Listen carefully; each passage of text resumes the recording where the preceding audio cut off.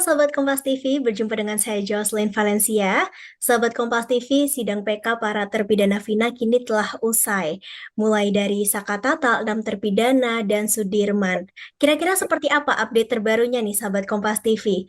Dan bagaimana kondisi terbaru dari para terpidana Vina? Kita akan tanyakan bersama. Kita akan berbincang dengan pengacara 7 terpidana Vina Jutek Bongso. Halo Pak Jutek. Selamat sore, Pak Yusrin. Selamat sore Pak Jutek, terima kasih sudah meluangkan waktunya Pak. Eh, Ya, Pak Jutek, ini kan sudah beberapa bulan ya. Kira-kira apakah sudah ada kabar putusan PK dari MA Pak Jutek?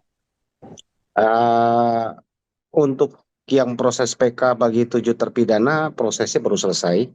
Kami baru mendapatkan informasi bahwa itu sudah dikirim ke Mahkamah Agung. Kita menunggu, saya berpikir 1-2 bulan ke depan mungkin harusnya sudah ada kabar dari Mahkamah Agung. Ya, mudah-mudahan lebih cepat, lebih bagus gitu. Ya, kita tunggu. Berapa lama itu Pak kira-kira? Biasanya sih 3 bulanan ya, biasanya. Tapi saya nggak tahu tingkat ini Mahkamah Agungnya. Ya karena yang Saka Tatal kan sudah cukup lama ya. Saya pikir ini kan ya harusnya sih 1-2 bulan lagi harusnya sudah bisa ya menyusul ya. Karena kami juga udah selesai kan hanya melengkapi dan juga saling melengkapi gitu ya antara satu kuasa dengan kuasa yang lain gitu.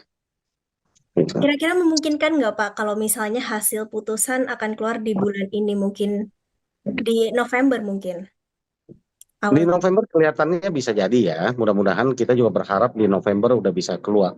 Sama lah harapannya kita ya. Kita juga ingin lebih cepat, lebih baik gitu ya. Gitu. Pak Jutek seberapa optimis hasil putusan akan dikabulkan nih Pak? Ya sangat optimis lah ya, karena menurut kami fakta persidangan kan sudah cukup jelas ya. Kami menghadirkan banyak sekali fakta ya, sesuai dengan pasal 263 KUHP.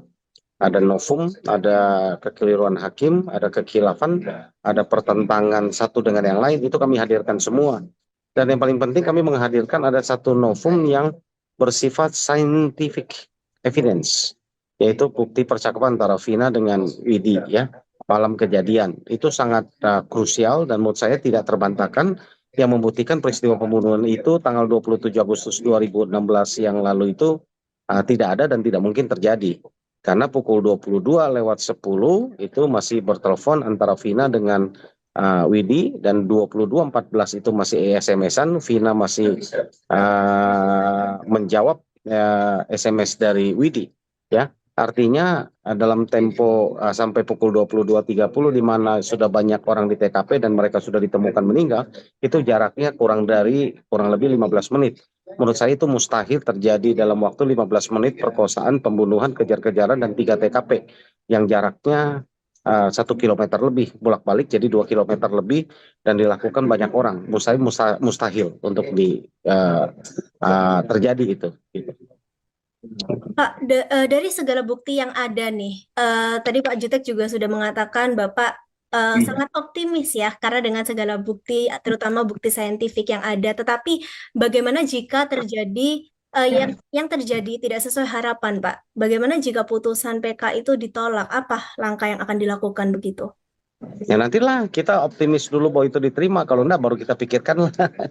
Ya, artinya bahwa kami sudah tentu banyak rencana A, B, C, D, E, F, G, ya sampai Z ya, gitu loh. Banyaklah rencana dan juga kami tentu sebagai kuasa hukum dalam menegakkan aturan atau keadilan ini kan, ya kami akan tegakkan, ya prinsip kami kan walaupun langit akan runtuh, kami akan tegakkan ini. Artinya kami akan kejar, kami akan kawal, kami akan pastikan mereka mendapatkan keadilan. Itu aja.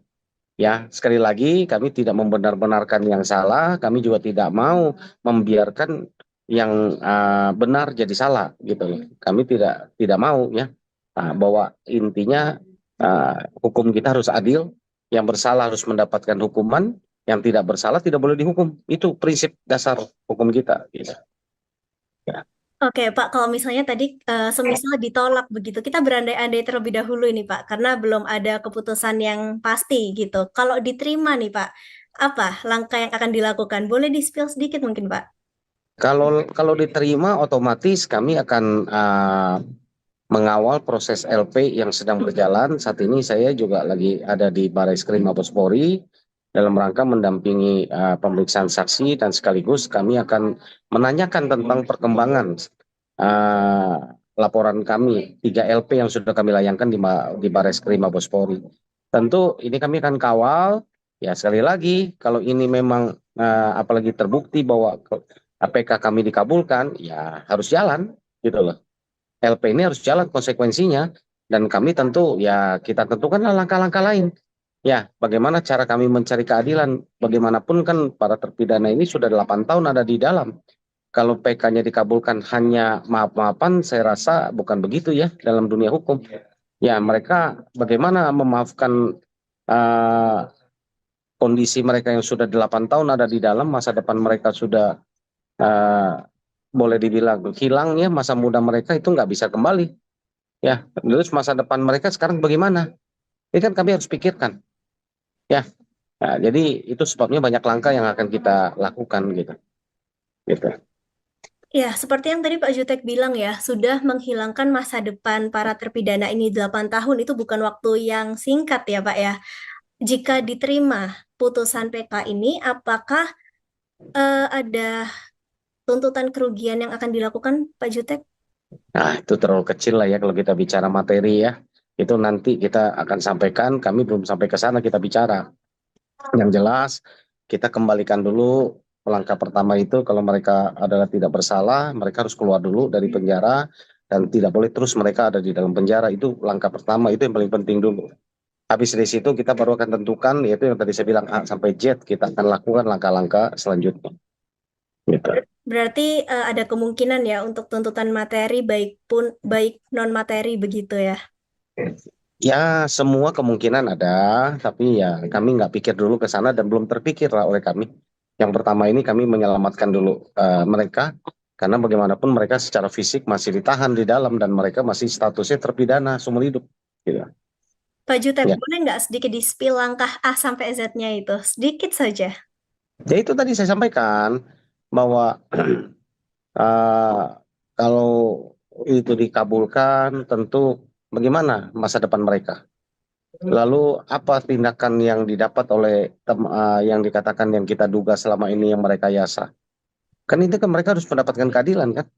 Ya Betul. tentu kita akan mencari keadilan itu, tentu kita ya yang tadi saya bilang A sampai Z, ya kita akan mungkin ya sudah berjalan ya lewat laporan pidana, mungkin kita akan meminta pertanggungjawaban yang terlibat di dalamnya, apa yang mereka terlibat, mereka nggak bisa mengatakan meminta maaf saja. Ya, itu yang saya katakan, apa yang harus dilakukan. Jadi menurut saya terlalu dini lah. Sekarang kalau kita bicara, kita udah ributkan, ya sementara mereka aja belum keluar, nanti udah kesannya kita seolah-olah ingin mencari ganti rugi dan sebagainya. Enggak terpikir. Gitu. Gitu. Baik. Sementara itu aja dulu. Oke. Pak, apakah putusan PK 7 terpidana ini nanti dan Sakatatal akan digabungkan, Pak?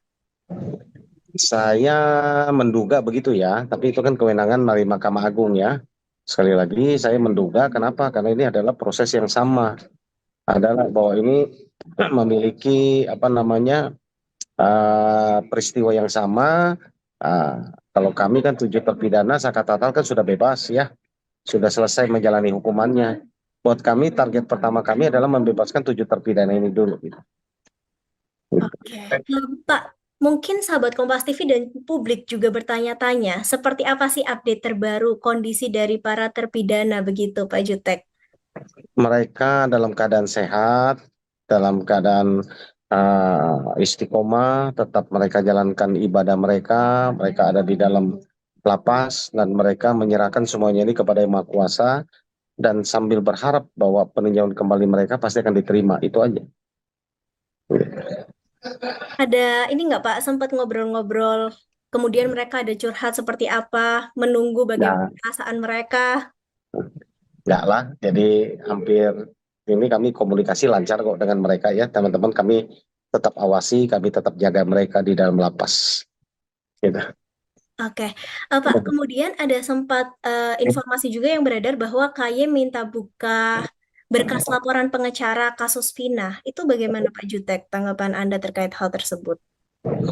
Ya, Harusnya ya, karena lembaga Komnas HAM, lembaga LPSK sudah press release ya, mengatakan ada dugaan penyiksaan, ada penyalahgunaan kekuasaan di situ ya, ada pelanggaran HAM di situ. Ya saya pikir ya apalagi gitu loh, ya lakukan. Apalagi fakta persidangan yang kami hadirkan, saksi ada yang melihat penyiksaan itu, buktinya ada, orangnya masih hidup yang mengalami penyiksaan, fotonya ada, kurang apa lagi? Ya, saya pikir proses dong. Itu aja. Menurut saya nggak usah kita sulit-sulit. Kita ngapain cari yang sulit-sulit gitu. Ya, gitu. Dari Pak Jutek sendiri, Pak, ada nggak sih harapan apa, harapan terbesarnya begitu? Harapan saya terbesarnya ya dan mereka segera bebas dan dibebaskan karena mereka tidak bersalah dan tidak melakukan pembunuhan itu. Gitu. Ya, kita Mbak Yusuf. Baik, Pak Jutek. Terima kasih ya. Terima kasih banyak Pak Jutek untuk Ya, waktunya. terima kasih banyak. Selamat sore ya. Ya. Selamat sore. Dan Sobat Kompas TV, tadi kita sudah berbincang bersama pengacara 7 terpidana kasus Vina, Jutek Bongso. Sobat Kompas TV, mari kita doakan bersama yang terbaik agar apapun hasilnya nanti itu adalah hasil yang seadil-adilnya. Jocelyn Valencia pamit, sampai jumpa. Saat menangkap, mengumpulkan, dan mengolah peristiwa, menandatangani secara paksa oleh penyidik. kami kerahkan upaya terbaik. Ketika menyampaikan berita serta informasi, kami tak sekadar menyapa. Ada referensi, aspirasi, juga inspirasi yang menjadi misi. Sapa Indonesia di Kompas TV. Independen, terpercaya.